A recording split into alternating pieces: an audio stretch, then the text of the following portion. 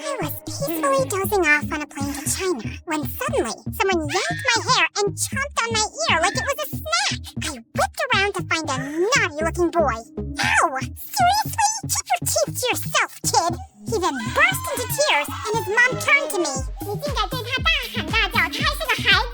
I wish I understood Chinese, but her dramatic glare made it clear I was the villain here. I tried to dive back into dreamland, but the woman next to me had other plans. She woke up and started chewing her gum like a goat who hadn't eaten for 300 years. It was so loud that people from 30,000 feet below could hear it.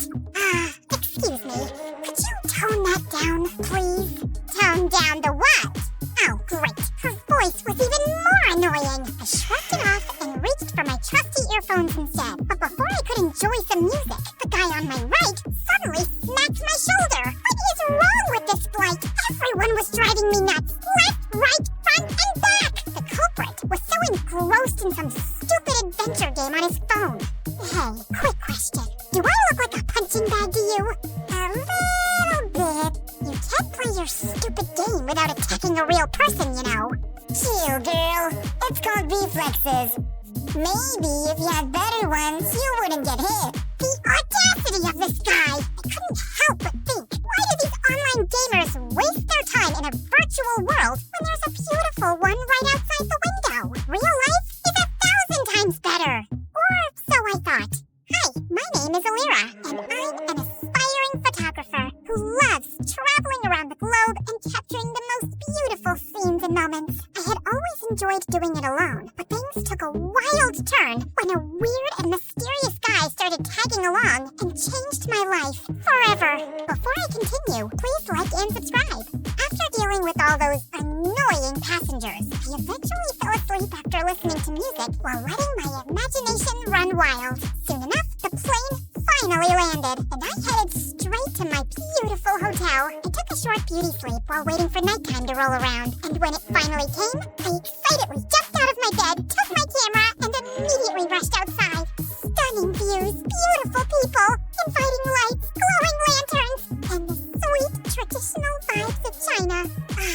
This is the dream. Walking along the streets, I stumbled upon a guy sleeping on a bench. Judging from all the stuff around him, he must be homeless. Poor thing. I found myself clicking pictures of him, my camera perfectly capturing his struggles and hardship from every detail of his form. Just then, a green owl suddenly appeared from behind the bench, perched on the sleeping guy as if he owned him, and scowled at me.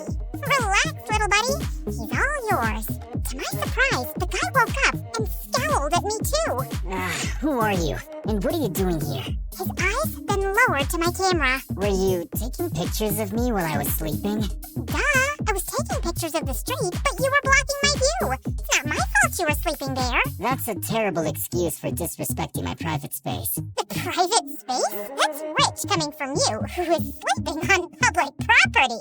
Delete my pictures, or I'm gonna delete it myself. Don't you dare touch my camera! Do you have any idea what it takes to capture a beautiful moment or view? The countless hours, the right timing, the quest for the perfect angle. I pour my heart and soul into every shot. Those aren't just pictures. It's a piece of me, a piece of my struggle, my passion, my life. So please, don't take that away from me.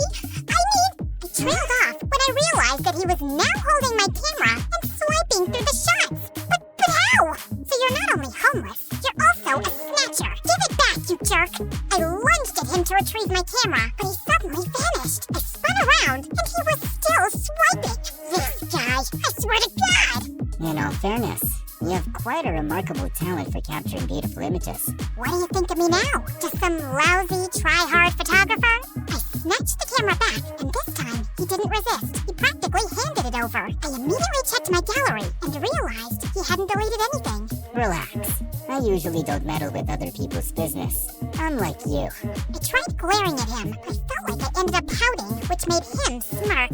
Oh, well, at least I finally bumped into someone who speaks English. I'm so tired of racking my brains and using weird hand gestures to understand what the locals are saying. He ignored me and started picking up his things as if preparing to leave. So, where are you from? Not from around here. I see. Where are you going? I don't know. Maybe under the bridge? At the back of the junkyard? Just anywhere with a roof where I can recharge my energy, so I can continue my pursuit of answers to my questions. Just then, a sudden rumble of thunder echoed through the streets. I think you should speed your pursuit up, because the rain is about to pour, buddy. I don't mind the rain. It helps me think better. But your owl doesn't. He stopped in his tracks when he realized that I was right. You know what? Why don't you just come with me to my hotel? I'll get you a room. It's just nearby. I appreciate your hospitality, but I don't need your pity. Oh, look. Mr. Grumpy Bench Guy is being such a drama queen. Fine. But the moment the rain stops, we're out. Another thunder rumbled as we started walking away. When we reached my hotel, the receptionist immediately greeted me with a question. 给你朋友另一个房间? As I scrambled for my translation book, Hatham suddenly swooped in. Shida, Ching. Did you just speak Chinese? I speak multiple languages. I have a constant hunger for endless knowledge. So, you're a polyglot. So cool. That's literally my dream. But learning another language is so difficult for me. What's your secret? Oh, I use this splendid application on my phone, Duolingo. Oh, I have heard about it, but I never tried it. It has a fun and engaging approach to learning a language. It's like casually playing a game, which is a pretty good motivation for the learning process. Okay, that sold me. I immediately downloaded the app and was greeted by a cute green owl named Duo, who looked very familiar. I turned to his pet, who was sitting on his shoulder.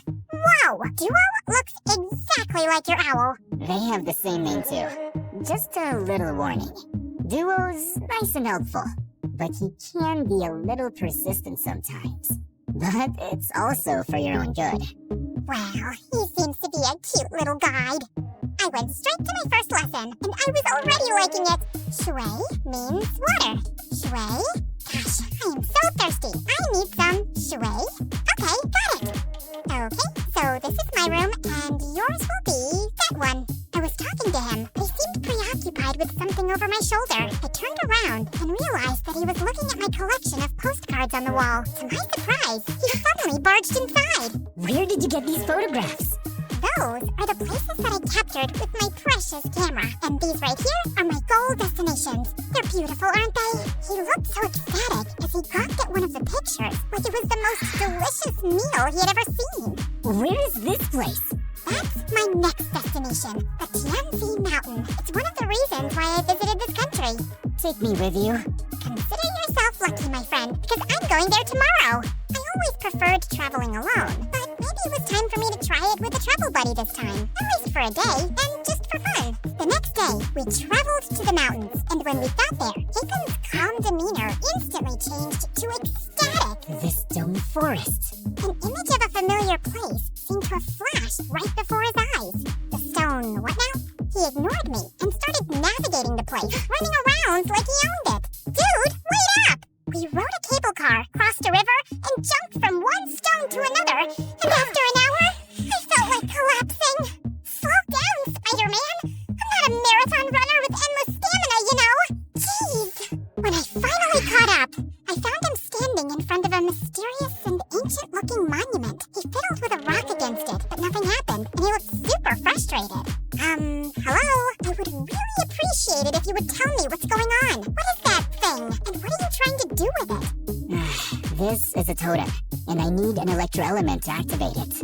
What do you mean, electro-element? Electro-element. Something, anything that produces lightning. Oh, you mean electricity? Huh? Lucky for you, I've got something here.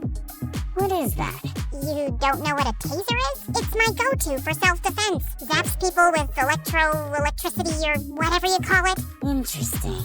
He immediately took it from me and tried it on the totem. After a few sparks, it suddenly got triggered and a glowing symbol appeared on top of it. Holy cheeky bananas! Is that a hologram or something? He found 2 more totems, and after doing the same thing to each of them, a strong streak of light came from above, forming a pillar. What in the world is happening? Is this some kind of secret experiment from the government? And what's your deal with all of this? I've been traveling from place to place looking for these runes. Since I'm not from around here, I don't know where to go. I need to activate these beacons in 6 places scattered around the world.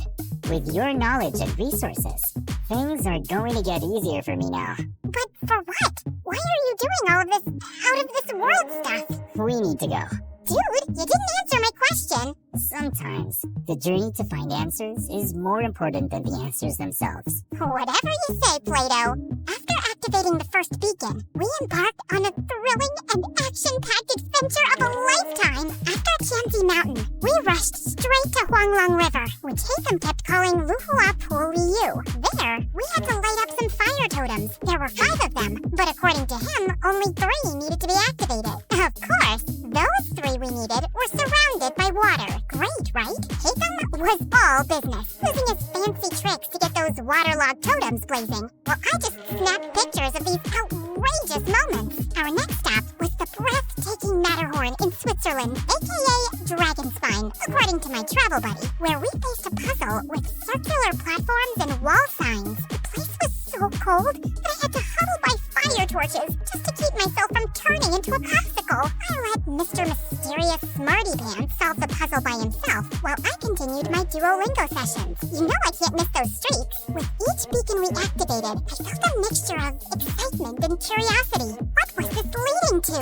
And why did it feel like the world had turned into one big adventurous playground? During our flight to our next destination, I found myself fully immersed in my new favorite app, Xin Chao Ten Toila Elira.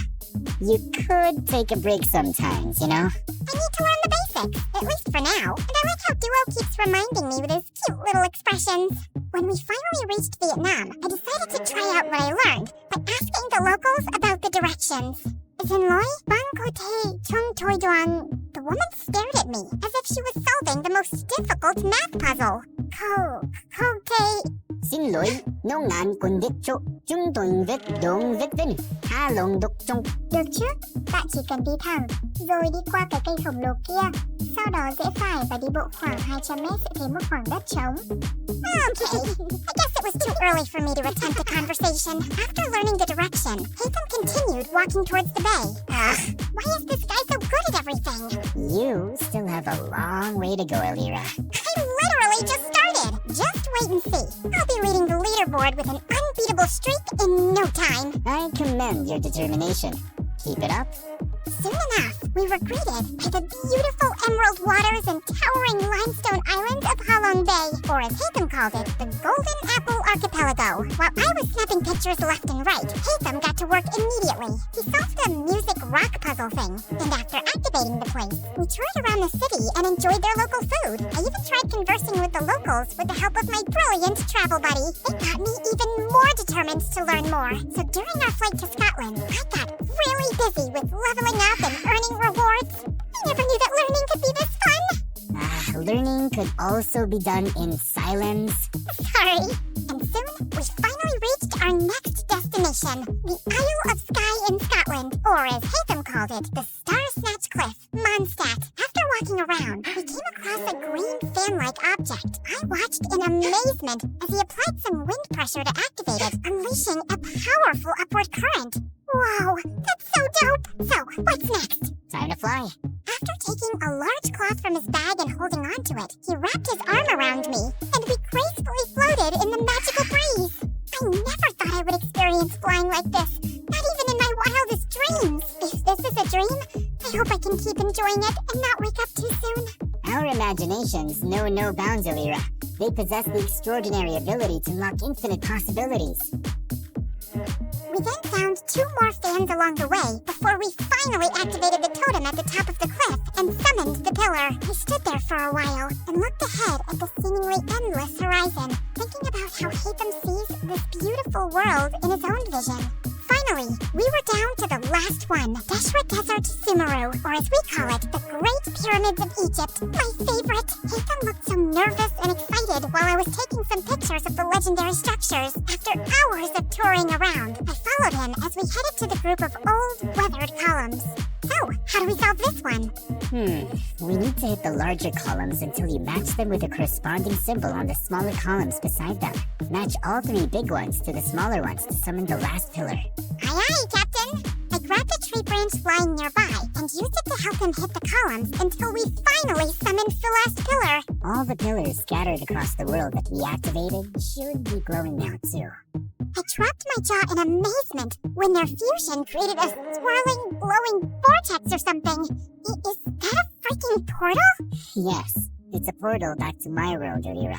To your world? So there's indeed another world out there? Before he could answer me, the earth beneath us mildly shook, and a horrifying creature suddenly appeared right in front of us. Holy crunchy potatoes! Is that a transformer? Did Haytham summon that machine from their world? What if he was actually a bad guy who was set to ruin our world? Oh my gosh, what have I done?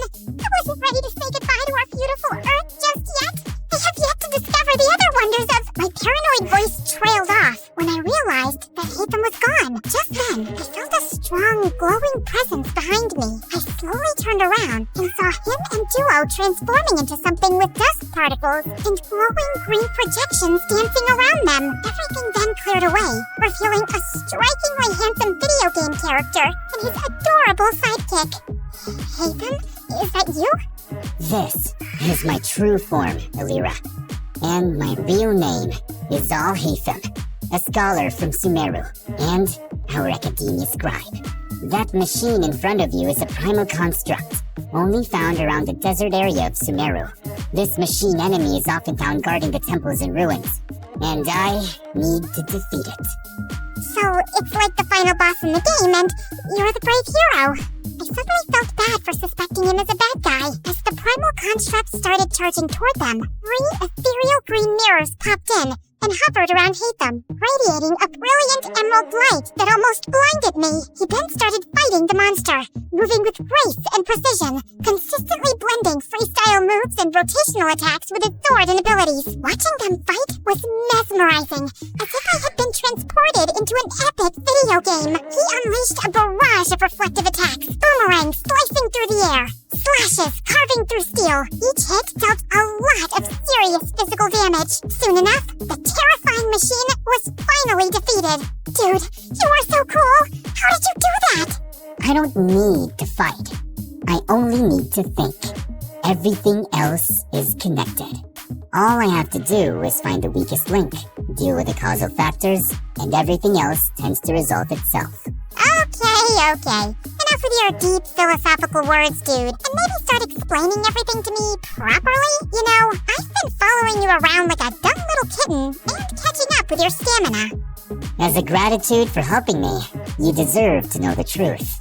My friend Kave and I were trying to open a domain, but something went wrong. It started malfunctioning. The rule is to hit these columns using a physical attack and never use any elemental attack.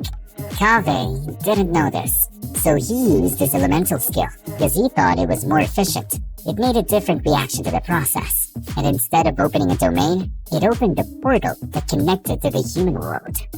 And before I knew it, it started sucking my friend. I tried to save him, but I was the one who got pulled inside instead. I got teleported here, which was a very different place, and I have been finding my way back for quite a long time. Thanks to my friend Duo here, who also got accidentally teleported for some reason. He's been my companion since the day I got here, and he's the one who has been helping me learn the different languages of humans. Now that makes sense, and no sense at the same time. I swear, I'm stuck in a fantasy adventure novel. Anyway, I'm glad that you finally made it. I appreciate all your help in this journey of mine, Elira. As much as I wanted to discover more about your interesting world, I need to return. Teyvat needs me. Oh, well, traveling won't be the same anymore without you. I'm gonna miss you a little bit, I guess. Just play Genshin Impact, and I'm sure you will enjoy the magical beauty of our world, Teyvat. We have 7 nations brimming with natural wonders that you would love to capture. You'll meet a diverse set of people with unique personalities and abilities like me. And together, we will fight exciting enemies. We'll share every adventure in this enchanting realm. I felt a lump in my throat as he extended his hand, but knowing that I would be seeing him again, I shook it with a smile.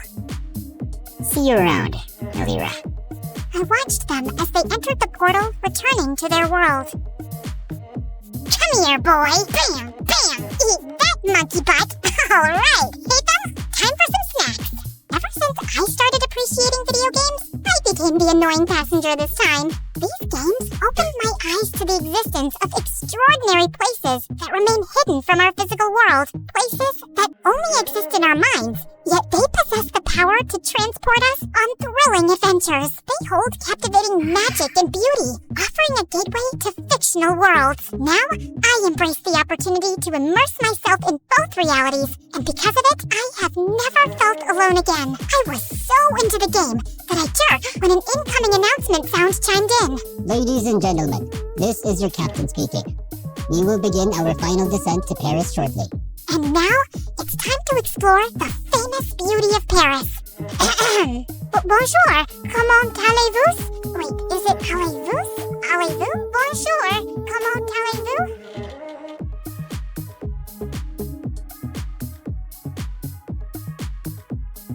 You're never here when my tears dry. You're never around to see me